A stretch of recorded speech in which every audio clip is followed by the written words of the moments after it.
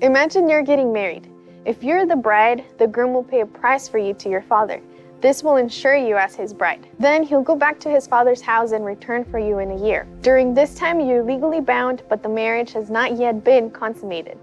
That sounds very non-traditional. This was the way ancient Jewish weddings were, not what you're used to today. The groom would pay for the bride, but the reason he wouldn't take her is because he had to go back to his father's house to prepare a place for her. This was the tradition. Then after a year or so, he would come back for his bride unannounced, and the bride had to be ready to receive him at any day. During this time, the groom would prepare a place so that his bride could be where he was. And the bride had to be sanctified or dedicated to the groom. She had to learn everything about the groom and be prepared for his unknown return. That's really cool history, but what does that have to do with us, Christians? Jesus refers to us, the church, as his bride.